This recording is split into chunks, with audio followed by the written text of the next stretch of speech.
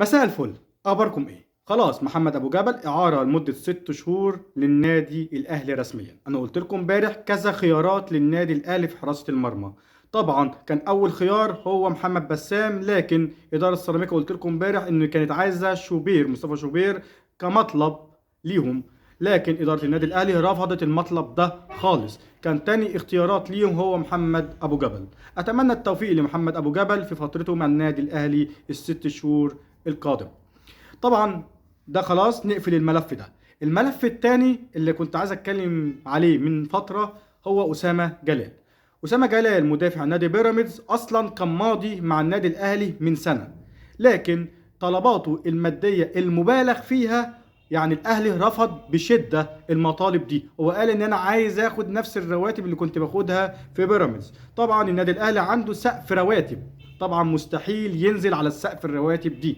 أسامة جلال مطالبه المادية صعبة جدا للنادي الأهلي، وطبعا النادي الأهلي رافض الموضوع ده وبشدة، غير إصاباته الكتير اللي حصلت من السنة اللي فاتت لغاية دلوقتي. أظن إنه ما لعبش كذا ماتش على بعض. كولر قال إن إصابته الكتير بتفكرني بمحمود متولي. قال شهادة حق من كولر، قال المدافع سوبر، لكن اصاباته الكتير صعب جدا اجيبه عندي في النادي الاهلي. غير اداره النادي الاهلي رفضت المطالب الماديه بتاعته. ده اول شرط للنادي الاهلي. عايز تيجي النادي الاهلي هتلعب بشغف، اهلا وسهلا، اشيلك فوق راسي.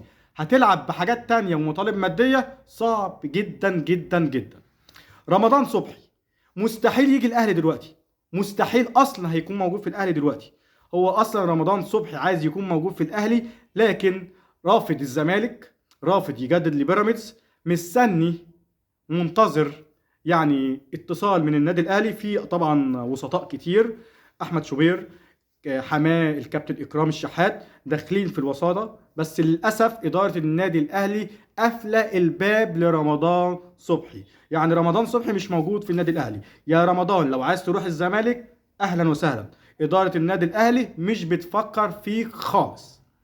ده اللي عندي دلوقتي، اشوفكم في فيديو جديد. سلام.